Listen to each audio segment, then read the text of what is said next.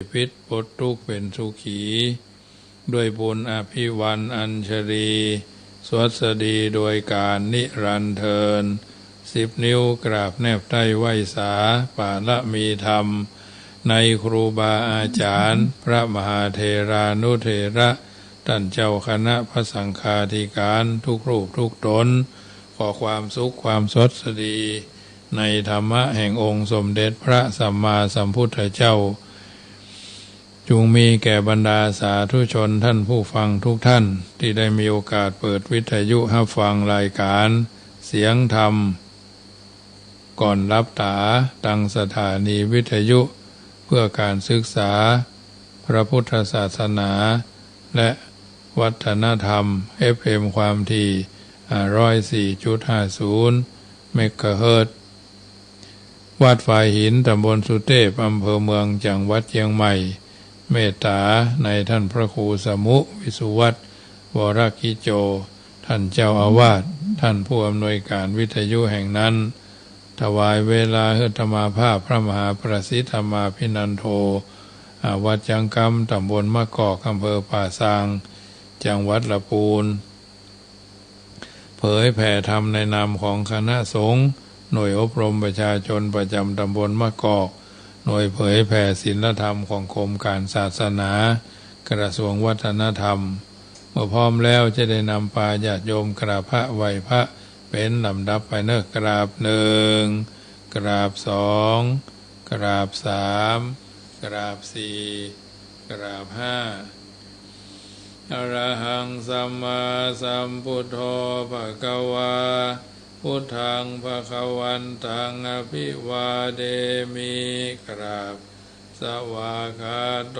ภควตาธัมโมธัมมังนัมมัสสามิกราบสุปฏิปันโนภควโตสาวกสังโฆสังฆังนามามิกราบมาตาปิตุคุณังอหังวันตามิกราบคุณูปการีวันตามิกราบ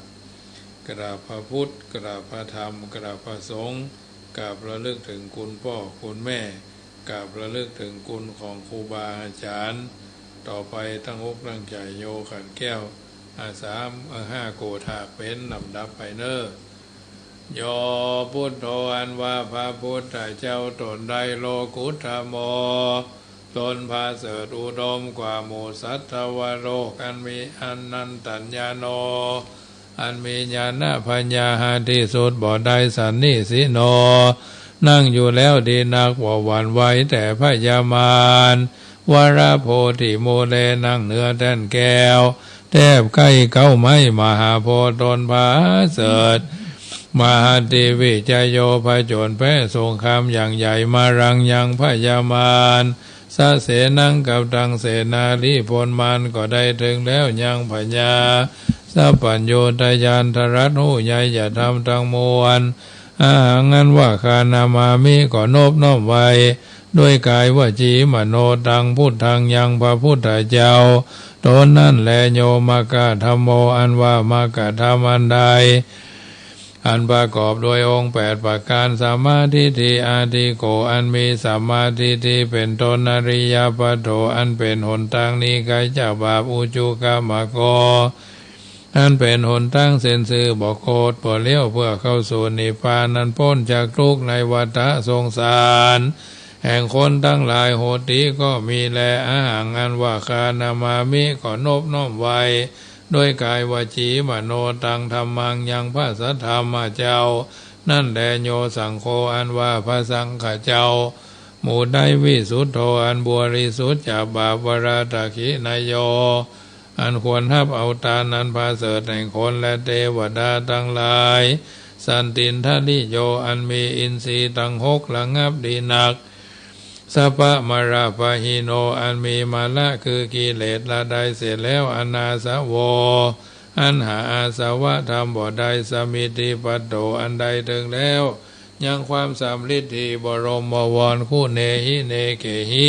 ด้วยหมู่คนทั้งหลายอันมากโหติก็มีแล งั้นว่าคานามามิก็นบน้อมไว้ปานามาโดยน้อมโดยกายวาจีมโนตังสังฆังซึ่งพระสังฆเจ้านั่นแลอาหารอันว่าคานามามีก็นบน้อมไว้พุทธังยังพระพุทธเจ้าดลทรัตหูใหญ่อย่าทำตังมวลคุณาสาคลันตังอันมีโกนปานดังน้ำมหาสมุทรอาหารอันว่าคานามามีขอนบน้อมไว้ธรรมังยังพระสัทธรรมเจ้ามุนีราชเดสิตังอันว่าพุทธเจ้าอักเทศนาอาหารอันว่าคานามามีขอนบน้อมไว้ธรรมอาทานสังฆังยังพระสังฆเจ้าสังฆังยังพระสังฆเจ้าอาหารอันว่าคามุนีราชสาวกังอันเป็นลูกศิษย์ฟังคำสอนแห่งพระพุทธเจ้าอาหารอันว่าคานามามิก็นบน้อมไว้ธรรมังอสังขังยังพระสังอันยังกรรมฐานาตายากาจานิยังครูบาอาจารย์เจ้าอันเป็นกรรมฐานาตายากาอันสำแดงของแห่งนิพพานพุทธปูจาอันว่าขีญาอันใดปูจายังพระพุทธเจ้ามหาเตจามีเตจาอันมหาเตจามีเตจาอนุภาวะอันมากธรรมะปูจาอันว่าขีญาอันใดปูจายังพระสังฆเจ้ามหาโภคามีโภคาสัมปติเขาของอันมากโหติก็มีแลอาหารอันว่าคานามามิมายังมานว่าผู้คาทั้งหลายรับพระมหาเสขอจุงจะได้ทัศนันจะยังขีญาอันหันเมตไตรยะพุทธสะยังพระพุทธเจ้าเมตไตรยะอันจักมาเป็นพระพุทธเจ้าไปนาทพุทโธอันว่าพระพุทธเจ้าเมตไตรโยตนชื่อเมตไตรยะเทวปูจิโตอันคนและเทวดาทั้งหลายหากปูจาอนุปัจจโตบอกเกิดมาเตือยาว่าตราบใดมายังอันว่าผู้ฆ่าทั้งหลายละสังสารันโตพี่แม่นต้วนเตียวไปมาคือตายแล้วเกิดเอากำเนิดหลายที่สังสารันโตพี่แม่นแม่ในวัดแม่นต้วนเตียวไปมาคือตายแล้วเกิดเอากำเนิดหลายที่สังสาเลในวัฏสงสารมากะมามหาเสขอจุงจะได้ถึงคือว่าขออย่าได้เกิดอบายเยในอบายทุกขที่คือนรกเป็นเปรตเป็นสัตว์เดรัจฉานตราบใดโดยกรรมอันใดปูจากาลวะโดยธูปโดยเทียนเข้าต่อดอกไม้อันนี้เธอจงเป็นปัจจัยกัมจูคือได้นิพพานโอทุจงมีโนแก่ผู้ฆ่าทั้งหลายเที่ยงแท้แด่เธอนะโมตัสสะภะคะวะโตอะระหะโตสัมมาสัมพุทธัสสะนะโมตัสสะภะคะวะโตอะระหะโตสัมมาสัมพุทธัสสะนะโมตัสสะภะคะวะโตอะระหะโตสัมมาสัมพุทธัสสะพุทธังสรณังกัจฉามิธัมมังสรณังกัจฉามิสังฆังสรณังกัจฉามิทุติยัมปิพุทธังสรณังกัจฉามิทุติยัมปิธัมมังสรณังกัจฉามิทุติยัมปิสังฆังสรณังกัจฉามิตติยัมปิพุทธังสรณังกัจฉามิตติยัมปิธัมมังสรณังกัจฉามิตติยัมปิสังฆังสรณังกัจฉามิสรณะกัมมนังพุทโธสัพพัญโยทยานโนธัมโมโลกุตตโรนาวาสังโฆมัคคาภรโตจาอิเจตังรัตนาตายังเอตัสสะอนุภาเวนะสัพพะอันตรายโยวินาสันตุโนติปิโสภะคะวะอะระหังสัมมาสัมพุทโธวิชาจารณะสัมปันโนสุขโตโลกวิทูอนุตตโลปุริสะธรรมสารติสัทธาเทวมนุสสานังพุทโธภะคะวะติสวากขาโตภะคะวะตาธัมโมสันทิติโกอากาลิโกเอหิปัสสิโกโอปนายิโกปัจจตังเวทิทัพโพวินโยหิติสุปฏิปันโนภะคะวะโตสาวกสังโฆอุจุปฏิปันโนภะคะวะโตสาวกสังโฆยายะปฏิปันโนภะคะวะโตสาวกสังโฆสามีจิปฏิปันโนภะคะวะโต สาวกสังโฆยติทางจัตตาลิภูริสายุคานิอัฏฐาภูริสาภูคลาเอสาภะคะวะโตสาวกสังโฆอาหุนายโยปะหุนายโยตักขินายโยอัญชลีกาลานิโยอนุตลังปุญญเขตังโลกัสสาติยันตุนิมิตังอวะมังกรัญญโยจามนาโพสกุณะสัสสะโตปะปะกะโหตุสุปินังอกันตังพุทธานุภาเวนะวินาสเมนตุยันตุนิมิตังอวะมังกรัญญโยจามนาโพสกุณะสัสสะโตปะปะกะโหตุสุปินังอกันตังธัมมานุภาเวนะวินาสเมนตุยันตุนิมิตังอวะมังกรัญญโยจามนาโพสกุณะสัสสะโตปะปะกะโหตุสุปินังอกันตัง สังฆานุภาเวนะวินาสเมนตุติปิโสภะคะวะทานะบารมีสัมปันโนทานะอุปบารมีสัมปันโนทานะบารมัตถบารมีสัมปันโนมหาจัยยะปากะโลวาลาเมนะโทวัตตโสธรรมการระยานาทิวิปัสสนาข้าโตอโสภะคะวาอิติปิโสภะคะวาศีลบารมีสัมปันโนศีลอุปบารมีสัมปันโนศีลบารมัตถบารมีสัมปันโนมหาจัยยะปากะโลวาลาเมนะโทวัตโสธรรมาการระยานาทิวิปัสสนาข้าโตอโสภะคะวาอิติปิโสภะคะวาเนคัมมะบารมีสัมปันโนเนคัมมะอุปบารมีสัมปันโนเนคัมมะบารมัตถบารมีสัมปันโนมหาจัยยะปากะโลวาลาเมนะโทวัตโสธรรมาการระยานาทิวิปัสสนาคาโตโสภะคะวาอิติปิโสภะคะวาปัญญาบารมีสัมปันโนปัญญาอุปบารมีสัมปันโนปัญญาบาลมัตถบารมีสัมปันโนมหาจัยยะปากะโลวาลาเมนะโทวัตโสธรรมาการระยา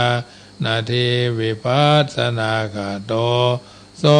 ภะคะวาอิติปิโสภะคะวาวิริยะบารมีสัมปันโนวิริยะอุปบารมี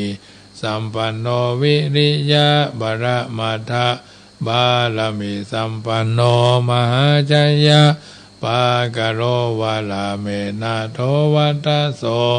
ธรรมาการระยานาทิวิปัสสนาคาโตโสภะคะวาอิติปิโสภะคะวาขันติบารมีสัมปันโนขันติอุปบารมีสัมปันโนขันติบาลมัตถบารมีสัมปันโนมหาจัยยะปากะโลวาลาเมนะโทวัตโสธรรมาการระยานาทิวิปัสสนาคาโตโสภะคะวาอิติปิโสภะคะวาขันติบารมีสัมปันโนขันติอุปบารมีสัมปันโนขันติบาลมัตถบารมีสัมปันโนมหาจัยยะปากะโลวาลาเมนะโทวัตโสธรรมาการระยานาทิวิปัสสนาคาโต โสภะคะวาอิติปิโสภะคะวาสัจจะบารมีสัมปันโนสัจจะอุปบารมีสัมปันโนสัจจะบารมัตถบารมีสัมปันโนมหาจัยยะปากะโลวาลาเมนะโทวัตโสธรรมาการระยานาทิวิปัสสนาคาโตโสภะคะวาอิติปิ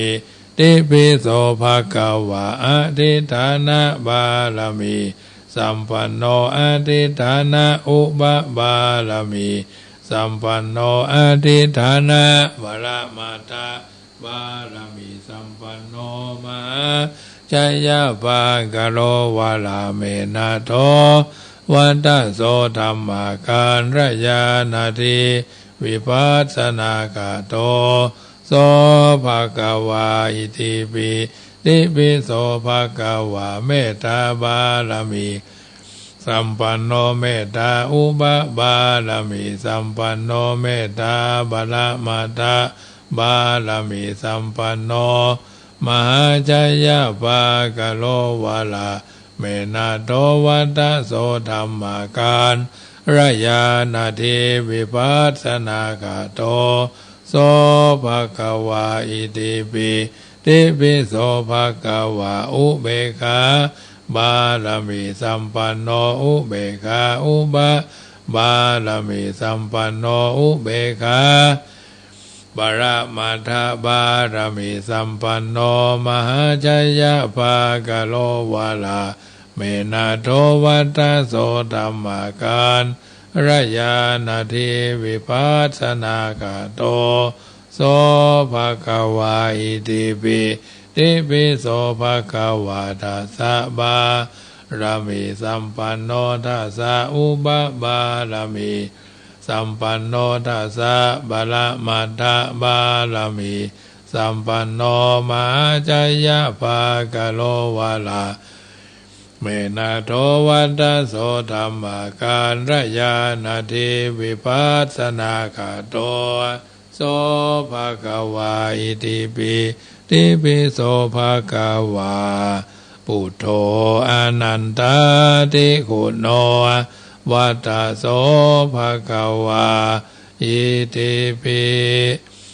โพชังโคสติสังฆาโตธัมมานังวิจโยตถาวิริยัมปิติปัสสติโพชังคายะตถาปะเรสมาตุเปกาโพชังคาสเตเตสัพพทัสสินามุนีนาสัมมาทัคขาตาภาวิตาภาหุลีกาตาสังวัตันติอภิญญาญาณิปานายะยะโพธิยาเอเตนะสัจจวะเจนะโสติเตโหตุสัพพทาเอกัสสมิง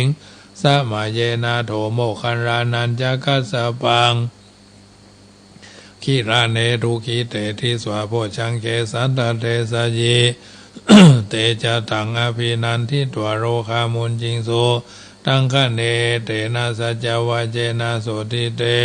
โอตุสัพพทาปะหินะเอกตาธรรมราชาปิกิรัญเยนะพิปิริโตจุนทัตเถเรนาตัญเยวะภานาเปตวานาสาธารังสมโมทิตวาจะอาปาทาตัมหาวุธาสิทานาโสเอเตนะสัจจวะเจนะโสติเตโหตุสัพพทาปะหินาเตจะอาปาทาตินันนัมปิมะเหสินังมกาหตากิเลสาวะปตานุปฏิธรรมตังเอเตนะสัจจวะเจนะโสติเตโหตุสัพพทาเอวเมสุตังเอกังสามัญญังภควาสาวัติยังวิหารติเจตวันเนอนาถาบินดิกัสสะอาลาเมตัลละโคภควาภิกขุอามันเตสิภิกขโวติพระทันเตติเตภิกขุภควาโตปัจจโสสงภควาเอตตาวจาเมตตายะภิกขเวเจโตวิมุตติยา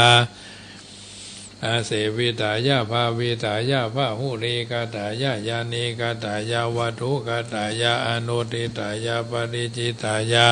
สุสมาราทายะอิเมเอกาทัสสานิสังสาปฏิกังคากะทะเมเอกาทัสสาสุขังสุปฏิสุขังปฏิปุจตินาปะปะกังสุปินังปัสสติมนุษย์สานังพิโยโหติยามนุสานังพิโยโหติเทวตาละขันตินาสาอาคิวาวิสังวาสัถังวากามติตุวะตังจิตังสมาธิยติมุขวันโนวิปัสสิตติอาสามุลาโหกาลังกโรติ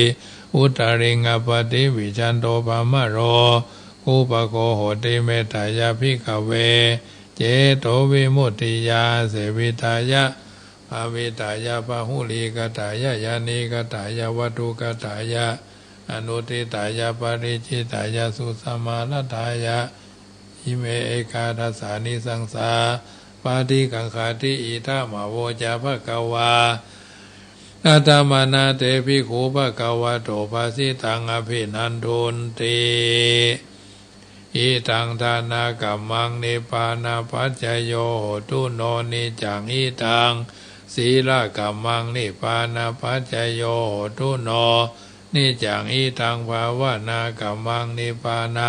ปัจจโยโหตุโนนิจังด้วยอำนาจแห่งบุญกุศลที่ข้าพระเจ้าได้ตั้งใจสวดที่ยายพระพุทธมนต์ในเย็นวันเสาร์นี้ขอกุศลส่วนนี้จงไปค้ำชูอุดหนุนท่านผู้มีพระคุณมีพ่อแม่ครูบาอาจารย์องค์พระมหากษัตริย์ผู้เป็นประมุขของชาติองค์สมเด็จพระสังฆราช ผู้เป็นประมุขของพระศาสนาพร้อมทั้งคณะรัฐบาลผู้บริหารประเทศเขตแดนโดยเฉพาะจังหวัดลำพูนเป็นต้นมิตรรักสนิทเพื่อนศาลาสัตว์น้อยใหญ่เจ้ากรรมนายเวรพระภูมิเจ้าที่เจ้าภูมิพระดีนางพระแม่ธรณีนางพระแม่โพธิ์ศพนางพระแม่คงคาพระยายมราชนายนิริยบาลเท้าจตุโลกบาลทั้งสี่สิริคุตอมาตย์ชั้นจตุมหาราชิกาเบื้องบนจนถึงที่สุดพรหมมาเบื้องต่ำตั้งแต่อเวจีนรกขึ้นมาจนถึงมนุษย์โลกโดยรอบสุดขอบจักรวาลท่านทั้งหลายที่ได้รับความทุกข์มีพ่อแม่พี่ป้าน้าอาลุงปู่ย่าตายายทั้งหลายพร้อมทั้งสรรพสัตว์ทั้งหลายและสรรพเปรตทั้งหลายก็ขอให้ท่านได้พ้นจากทุกข์ท่านทั้งหลายที่ได้รับความสุขก็ขอให้สุขยิ่งขึ้นไปด้วยเดชเดชะผลบุญที่ข้าพเจ้าตั้งใจแผ่ไปให้นี้จงเป็นตบะเดชะเป็นพระวะปัจจัยเป็นอุปนิสัยนำส่งให้ข้าพเจ้ามีความสุขความเจริญและเกิดปัญญาญาณทั้งชาตินี้และชาติหน้าตลอดปัจจุบันชาติอย่างยิ่งจนถึงความพ้นทุกข์คือพระนิพพานในอนาคตการเบื้องหน้าโน้นเทินเอาละญาติโยมท่านผู้ฟังทั้งหลายได้ยินได้ฟังการสังวาสสวดที่ยายพุทธคุณธรรมคุณสังฆคุณเป็นที่เสร็จสัดเรียบร้อยวันนี้ก็จะได้อู้ธรรมะเป็นปฏิพรให้ท่านสาธุชนได้ฟังกันอยู่ทางบ้านเป็นประจำเนาะทุกเมื่อค่ำยามแรงช่วงนี้ก็เป็นช่วงแห่งการทำบุญสูญทอนทานโดยเฉพาะมหาทานบารมีคือการทานผ้ากฐินทานซึ่งก็ท้ายวัดหลายวาที่เพิ่นไปกินไปทานบางท่านก็ได้รับเป็นเจ้าภาพเป็นต้นเป็นประธานเนาะในการทอดกฐินนักน้อยก็แล้วแต่จตุปัจจัยที่หามาด้วยน้ำพักน้ำแรงแห่งการประกอบสัมมาอาชีพที่เราท่านทั้งหลายได้ทำกันมาบางท่านก็เป็นข้าบดีผู้มีบารมีกว้างใหญ่ผู้สนผลบุญทานทั้งหมดทั้งมวลนั่นเพื่อเป็นการรวบรวมปัจจัยก่อสร้างห้างแผงวัดวาอารามบางวัดก็แผงเรื่อยๆบางวัดก็เมินมีสตางค์ก็แผงในฐานะเอามันมาเท่ากันวัดที่มีความเจริญศรัทธาอุปถัมภ์อุปถากก็ทำให้บุญทั้งหลายเหล่านี้แผ่กว้างไปตามวาระโอกาสและจังหวะเวลาทั้งนี้ทั้งนั้นก็ถือว่าอำนาจทั้งหลายก็คืออำนาจบุญเนาะที่เราต้องการและปรารถนาอำนาจบุญเป็นจะใดคำว่าบุญเป็นทรัพย์ได้แก่สภาพเหล่าใดทำให้เกิดผลในภพที่ควรบูชาสภาพเหล่านั้นเป็นห้องว่าบุญ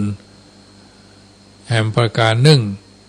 วัตถุใดชำระสันดานของคนของตนวัตถุเหล่านั้นชื่อว่าบุญเหล่านั้นชื่อว่ากิริยาเพราะเป็นของที่ควรทำด้วยเหตุด้วยปัจจัยจึงชื่อว่าบุญกิริยานั่นแหละ เกิดเป็นอำนาจบุญอภินิหารทั้งหลายย่อมสำเร็จเพราะอำนาจบุญอำนาจบุญก็คือเกิดธรรมสมโภทานถามว่าธรรมสมโภทานคืออะไรก็คืออะหยังตอบว่าธรรมสมโภทานก็คือสภาพที่ทรงบุญไว้ด้วยกันการรวบรวมลักษณะผู้มีบุญเข้าด้วยกันการประชุมพร้อมด้วยลักษณะแห่งบุญถามว่าธรรมสมโภทานมีเท่าใดอะไรพ้องหรืออะไรบ้างตอบว่าในคัมภีร์ขุททกนิกายจุรนิเทศได้แสดงไว้ว่าธรรมสมโภทานมี8ประการ1มนุษย์สัตตังความเป็นมนุษย์2ลิงคะสัมปติความสมบูรณ์ด้วยเพศไม่ใช่ลิงตัวนี้ไม่ใช่ลิงคือวอกนะญาติโยมลิงคะสัมปติความสมบูรณ์ด้วยเพศลิงคะตัวนี้แปลว่าเพศนะลิงสระอิงอลอลิงสระอิงองูนี่ลิงคือวอกนั่นแหละลิงคือวอกเวลาผีวอกลิงอภัยที่เกิดผีวอกเนาะก็ไปไหว้พระธาตุผีวอกคือนครพนมเนาะผีวอกนี่นะเพราะฉะนั้นเหตุอุปาณิสัยยังความสมบูรณ์แห่งอุปาณิสัยสัทธาละทัศนังการได้เห็นพระพุทธเจ้าปัปพัชชาการได้บรรพชาคุณสัมปติการสมบูรณ์ด้วยคุณอธิการโรการทำความดีอย่างยิ่งฉันทตาการมีความพอใจคำว่าความเป็นมนุษย์หมายความว่าเกิดเป็นมนุษย์เพราะว่าความปรารถนาย่อมบ่สำเร็จแก่ผู้ตั้งอยู่ในกำเนิดอื่นมีกำเนิดเทวดาเป็นต้นย่อมสำเร็จได้เฉพาะกำเนิดมนุษย์เท่านั้นการที่ได้เกิดเป็นมนุษย์เนี่ยนะเมื่อปรารถนาเป็นอริยบุคคลทั้งหลายมีพระพุทธเจ้าเป็นต้นย่อมกระทำบุญมีการฮื้อทานรักษาศีลเป็นต้นแล้วย่อมประสบความสำเร็จดังปรารถนาคำว่าความสมบูรณ์ด้วยเพศก็หมายความว่าเกิดเป็นมนุษย์แล้วปรารถนาความเป็นพระพุทธเจ้าย่อมบ่สำเร็จแก่ผู้เกิดเป็นมนุษย์ในเพศมาตุคามคือเป็นกระเทยเป็นคนสองเพศหญิงก็ไม่ใช่ชายก็ไม่เชิงเนาะต่อเป็นมนุษย์ผู้ชายจึงจะสำเร็จความเป็นสมบูรณ์ด้วยเพศนี่นะคำว่าความสมบูรณ์อุปนิสัยก็ได้แก่อุปนิสัยสามารถบรรลุพระอรหันต์คือผู้ใดเมื่อพยายามในอัตภาพนั้นสามารถเป็นพระอรหันต์ได้ความปรารถนาย่อมสำเร็จแก่ผู้นั้นบ่สำเร็จแก่ผู้อื่นคำว่าการได้หันพระพุทธเจ้าก็คือความปรารถนาเป็นพระพุทธเจ้าในที่อันเฉพาะพระภาคแห่งพระพุทธเจ้าจึงสำเร็จดังปรารถนาดังสุเมธบัณฑิตเป็นอุทาหรณ์ที่ได้พบพระทศพลพระนามว่าทีปังกรพุทธเจ้าคำว่าการได้บรรพชาก็คือการได้เป็นดาบสหรือฤาษีประเภทที่เรียกว่ากรรมวาทีหรือถือบวชเป็นในพระศาสนาใดพระศาสนาหนึ่งซึ่งถือเป็นบาปบุญเป็นใหญ่โดยการละบาปทำบุญเป็นต้นคำว่าสารสมบูรณ์ด้วยคุณก็คือความได้คุณวิเศษมีญาณมีฌานเป็นต้น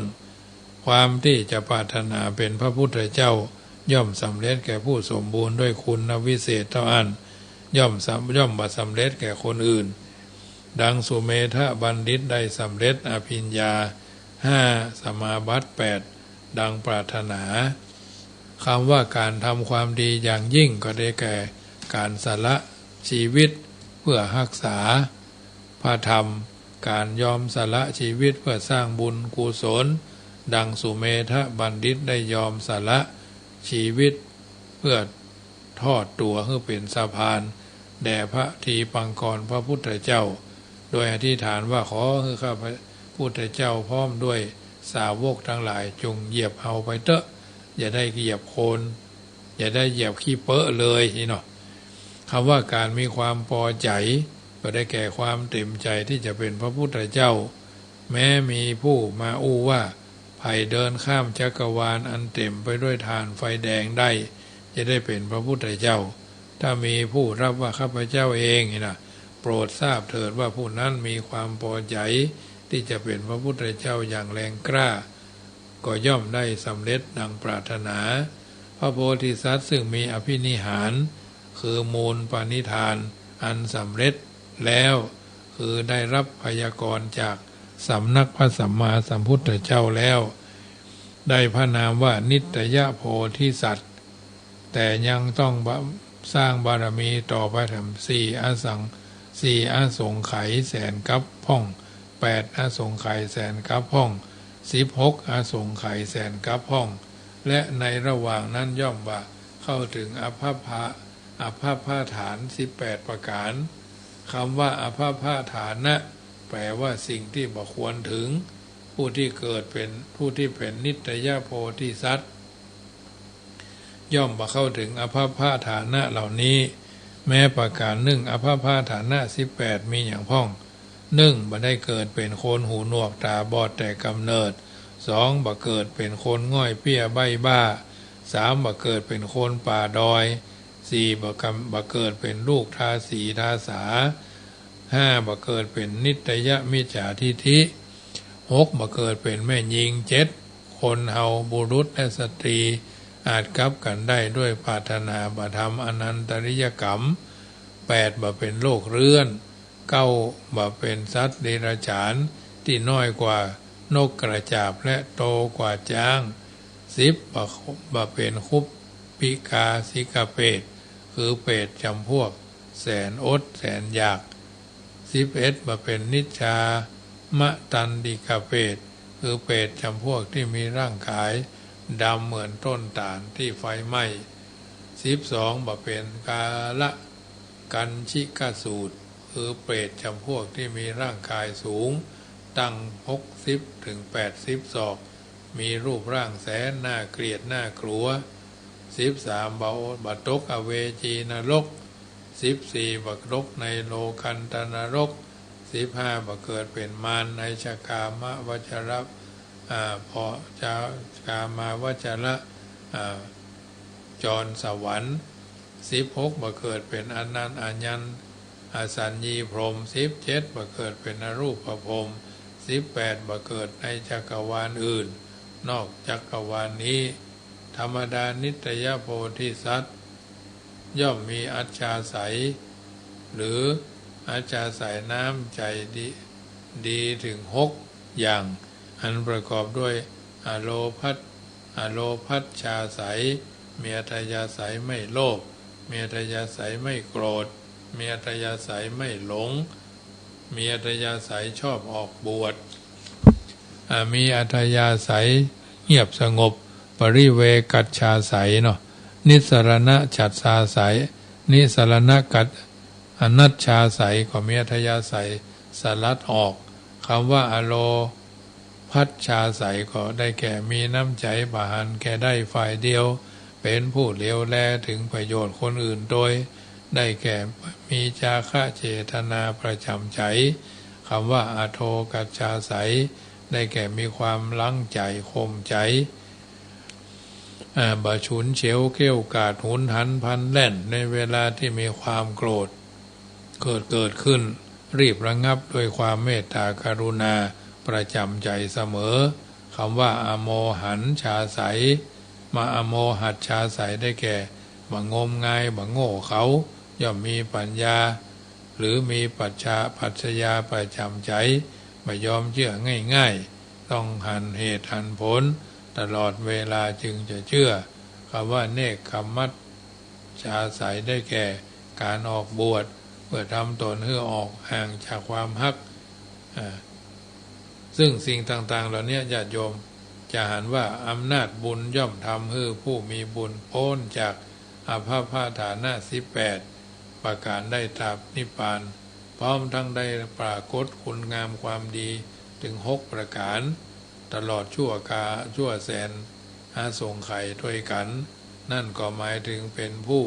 สร้างสรรค์สังคมในโลกคืออยู่ด้วยความสงบสุขตลอดที่เกิดมาในที่นั้นๆในยุคนั้นๆในการนั้นๆและบุคคลจะพบความสำเร็จด้วย ธรรมะสมโภทานย่อมสำเร็จด้วยอำนาจบุญเท่านั้นนอกจากบุญแล้วอำนาจอื่นย่อมมีย่อมบ่สามารถทำให้ประสบความสำเร็จได้จึงควรที่พุทธบริษัทนักศีลนักบุญศรัทธาญาติโยมพ่อแม่โยมพ่อโยมแม่ท่านผู้ฟังทั้งหลายที่ได้ยินได้ฟังรายการเสียงธรรมก่อนรับตาประจำภาคค่ำของวันเสาร์ที่4เพราะฉะนั้นได้ยินได้ฟังแล้วก็นำไปพินิจพิจารณาเนอะวันพรุ่งนี้กับวันอาทิตย์วัน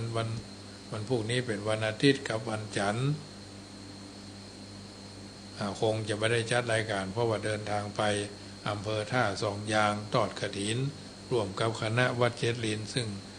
มูลนิธิวัดพระบรมธาตุเจ้าดอยสุเทพจะได้ร่วมกับวัดเจ็ดลินไปทอดกฐินที่อำเภอท่าสองยางเนาะในการนำของท่านพระมหาวิษณุจารุธรรมโมอาตมาภาพก็จำเป็นจะต้องเดินทางไปร่วมกับเพื่อนเดินทางพรุ่งนี้ตี 3เนาะพรุ่งนี้ตี 3ก็จะได้ไปร่วม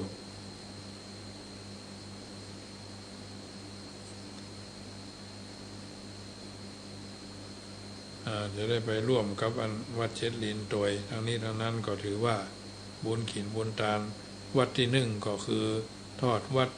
โคบือเจ้าภาพชาวสิงคโปร์เวลาบ่ายโมงเนาะทอดวัดที่1กำหนดการทอดกฐินวัดในพื้นที่สูงนอกถนนไปนี่ก็ยังว่านั่นนะรถ12ตู้อาจจะเป็น15เนาะวันที่5ก็เวลา3โมงก็ทอดที่วัดแม่ละคีเนาะแม่ละคีบ่าย3โมงเนาะวันที่6นี่ก็ทอดที่วัดโพวัดแม่โพตำบลแม่ต้านอำเภอท่าสองยาง9 โมงครึ่งอันนี้3 วัดมีเจ้าภาพแต่ละวัดเพิ่งก็จะไปร่วมกันเป็นเจ้าภาพเอาก่อนในนามของพระจัดรายการวิทยุก็จะนำพระคนเขาว่ารูปปั้นพระพุทธรูปองค์มหานิ้วเนี่ยไปถวาย3 วัดเนาะไปถวาย3 วัดคือวัดโคบือวัดแม่ละคีและวัดแม่โพเนาะ5 วัด3 องค์ด้วยกันซึ่งก็ได้สร้างไว้แล้วก็จะได้เอาไปมอบถวายให้ด้านพระครูไก่ทำ9 วัดที่จังหวัดภาคใต้บ่เนาะอันนี้ก็ถือว่าการกินการทานทำไปเถอะญาติโยมทั้งหลายมีน้อยก็ทำไปตามน้อยเนาะมีนักก็ทำไปเท่าที่เราทำได้ตั้งเจตนาเอาไว้ว่าเราเกิดมาชาตินี้ถึงชาติปรารถนาจะได้ทอดกฐินสักครั้งหนึ่งเป็นเจ้าภาพนะทอดผ้าป่าสักครั้งหนึ่งก็น่าจะได้นะญาติโยมแต่อาตมาภาพคนนี่ว่าได้ทำไปแล้วเนาะเมื่ออายุ20 ปลายละอายุ24 25แล้วญาติโยมทั้งหลายแต่26 27แล้วเนาะทอดผ้าป่า1 ครั้งทอดพระกฐิน1 ครั้งที่วัดบ้านเดิมคือวัดต้นเพิงบุญนะทำไปแล้วก็ว่าได้ปัจจัยล้วนๆก็100,000นอกนั้นก็เป็นของเข้าของเครื่องใจเนาะจัดหามาซึ่งอย่างต่ออย่างหลายอย่างสมัยนั้นบัญญังก่อมแปลงเท่าใดเงินก็มีค่านักนะสตางค์100,000สมัยนั้นก็ถือว่านักละญาติโยมทั้งหลายเอาถวายเป็นยอดปัจจัยซึ่ง100,000โรงเย็นโรงพวกนั้นว่าโรงทองชั้นนอกที่เพิ่นถอดได้เอามาใส่เอามาเป็นเครื่องตั้งศพตั้งอย่างที่วัดต้นเพิงประเดี๋ยวนี้ก็ยังมีอยู่เนาะเพราะมันใช้ได้เมินอันนี้ก็ถือว่าเป็นส่วนหนึ่งที่ได้นำมาซึ่งความเจริญสมัยนั้นก็ถือว่าปี2533เนาะ31 32เนี่ยส่วนนั้นก็ถือว่าบ้านเมืองก็ยังสงบร่มเย็นไปเดินทางไปไหนมาไหนก็สบายอยู่เนาะปัจจุบันวันนี้มันเปลี่ยนแปลงไปเยอะนะการรถก่อมพูดแปลงเท่าไหร่เหมารถกันมาออกเดินทางกัน8-9 โมงมาถึงบ้านเฮานี่ก็4-5 โมงเมื่อแรงเนาะแบบสบายมาได้ไหมสีเลียดเครียดเข่งอย่างนักตอดเล็ดประกอบปิกนะคนเจ้าของกฐินประกอบปิกไปบริษัทใบเล่ตอนนั้นนะนี่ยังจำได้อยู่เพราะเป็นผู้จัดมาในครั้งนั้นอันนี้ก็เหมือนกันเขามีโอกาสก็ตั้งเจตนาบางท่านก็เป็นข้าราชการเก่า ถึงพ่อบ้านถึงแม่บ้านเป็นอดีตข้าราชการก็น่าจะทำได้แต่ถ้าเราคิดจะทำมันถึงทำได้ถ้าเราคิดมาทำมันก็ถึงทำมาได้นะเปิดว่าวิริเยนะทุกขมัจเจติคนจะล่วงทุกข์ได้ก็เพราะว่าความเพียรเอามาคิดทำบ้านหลังอย่างวังเป็นหลายล้านบางคนก็ยังเป็นหนี้เรื่องบ้านเรื่องอย่างอยู่เนาะจ่ายเป็นคนเขาว่าจ่ายเป็นระยะยาว30-40 ปีก็มีเป็นข้าราชการยิ่งเป็นข้าราชการครูนี่ก็คนเขาว่าหนี้นักเนาะอันนี้เป็นเรื่องที่นำมาผู้เอิญเจริญพรกับบรรดาญาติโยมวัดเหนือวัดใต้วัดไข่วัดไก่มีก็ร่วมทานกันวันนี้ก็โยมแม่โยมแม่สุธรรมอินทรีย์เนาะเพิ่นก็ร่วมทำบุญกันมาทานกฐินตัวมาโดยก็อนุโมทนากับโยมพ่อโยมแม่ที่เพิ่นตั้งใจหอมขีนหอมทานกันมาเจริญพรแฟนพันธุ์แท้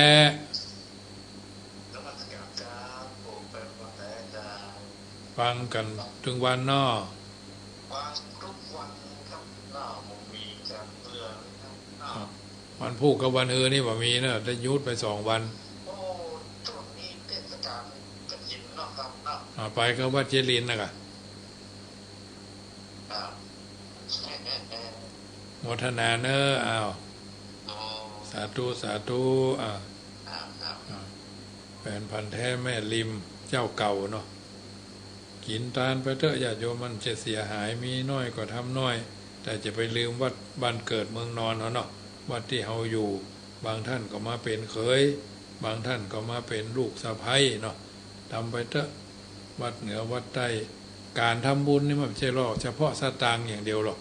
เอาไปช่วยเพิ่นแปลงหันแปลงนี้ก็ได้หัดไว้ฝึกหัดเพิ่นเฮาฝึกได้เฮาหัดได้เฮาทำได้ถ้าเฮาจะทำนะอย่างอาตมาภาพมาเป็นเจ้าวาดเนี่ยหลายสิ่งหลายอย่าง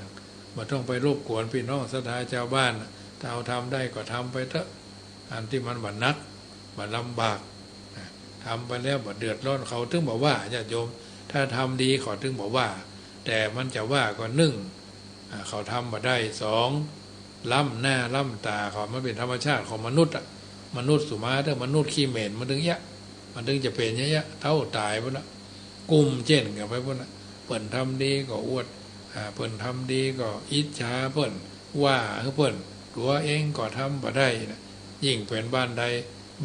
เป็นบ้านใหญ่มีลูกไผ่หลายลูกเขยหลายซ้ำให้ผลถ้ามันสุมาถ้ามันถึงหมอกหม้อขี้คว่ำเนี่ยจะโยมมันถึงย่านได้นะยิ่งพ่อมีสมบัติหลายโอ้ยปัญหานักพ่อแม่อาตมาภาพนี่พ่ออุ้ยไม่อุ้ยเพิ่นมีลูกอยู่8-9 คนหรอกพ่ออาตมานี่ไปขี้เหล้าหลวงเนาะแล้วมาได้แฟนอายุนักเหลือเมียนักอายุนักเหลือผัวก็ซ้ำว่าสามีลูกติดเสียอย่างนั้นอย่างอี้เพิ่นก็บ่ค่อยชอบเท่าใดแม่พ่อแม่อาตมาภาพก็บ่ได้ไปเดือดร้อนห้อนใจเขาเปิ้นกินก็ได้กินเปิ้นทานก็ได้ทานเดือนจีปีใหม่เข้าวาสาเอาวาสาเอาก็ไปทานกันเข้าปู่อุ้ยแม่อุ้ยหรอกนอกนั้น7-8 คนเขาย่ำมาก่อนมาก็มาด้วยกันเป็นหมู่เฮานี่แม่ถึงห้างส่วนไว้เลยแดงไปทานก็เข้าปู่อุ้ยแม่อุ้ยไปเอาก็เจ้าแจ้งมาก่อนจะไปวัดก็ไปทานกันเข้าปู่อุ้ยแม่อุ้ยอย่าก็ไปทำเขายังได้ทำอยู่นะลูก7-8 คนนี่ยากมีครั้งหนึ่งพ่ออุ้ยตกก็ไม่เนาะพ่ออาตมาภาพได้ไปอุ้มได้ไปบาได้ไปอุ้มได้ไปแบกกันมาน่ะคนอื่นเขาถึงไปแล้วมันมีกระปากนะมือไม่พายนี่นะพอละสัปปะปัจจุบันวันนี้ก็เหมือนกันมันเป็นเรื่องธรรมชาติของมนุษย์อันใดที่มันมาเป็นเรื่องเป็นเดือดเป็นดังก็ทำไปเถอะเจริญพรแม่บุญปาน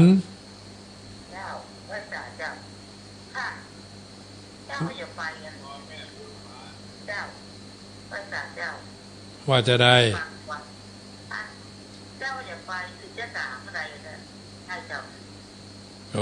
ช่วงนี้ก็ไม่ได้อยู่ในอยู่กับโทรมาในวันที่7-8รู้ไหมวันที่7-8รู้ไหม วันที่7-8ได้ก็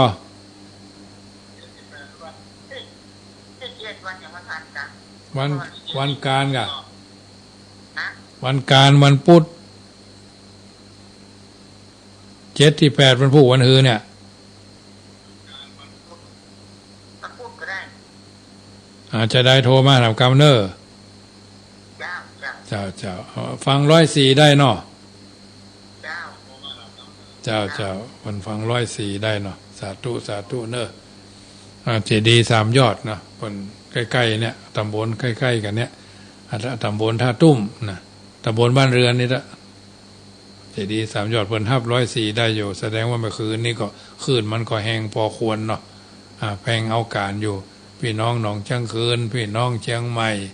พี่น้องหนองเงือกเนาะก็ฟังกันอยู่ทางบ้านช่วงนี้เป็นเทศกาลกฐินเนาะกฐินพระราชทานพ่องกฐินกฐินธรรมดากฐินสามัคคีพ่องกฐินที่มีเจ้าภาพพ่องไอ้นะมันถึงมีสปะแห่ขึ้นเนื้อล่องใต้เนาะทำไปเถอะแล้วก็บ่ต้องไปโพธนาว่าอันว่าอีโอ้เบิ่นต้านกฐินวัดนั่นได้ต่ออันได้บ่ต้องมันจะได้กินได้ครบญาติโยมไปสถาบ้านเฮาไปตานบ้านอื่นก็บ่ต้องเอามาเล่าคือฟังมันจะดีอย่างขึ้นมาเนาะไปกินประทานว่าแค่ว่าไปกินเนื้อทานใต้วัดท่านวัดนี้คนจะหลายก็พอละเพิ่นได้เงินเท่านั้นตอนนี้มันใช่ไม่จะได้กินได้ครบอย่างกับเพิ่นญาติโยมมันต้องเอามาโพธนาคือฟัง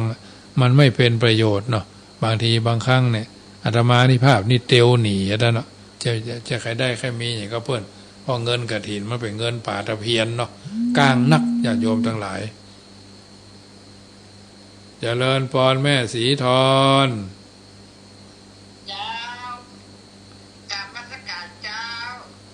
เสียงใสแต่วันนี้ได้วันนี้เสียงใสเนาะ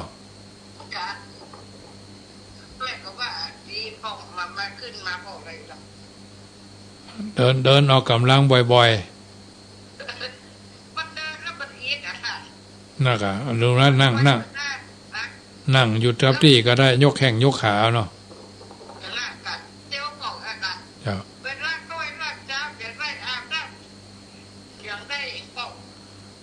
เจ้าอันขนมเส้นลำกว่าน่ะลำเนาะ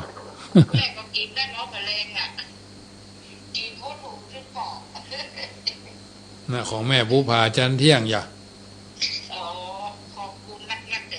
เจ้าเพลวนี่วันพุธอย่าไปกับวัดเจ็ดลิ้นนะกะจะไปตอดกฐินอันต้า2 อย่างตากวะจะมาได้จัดรายการ2 วัน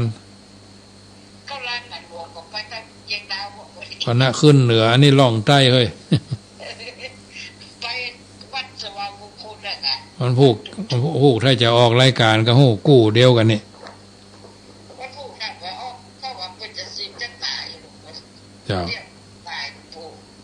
เจ้าสาธุนะแม่เนอ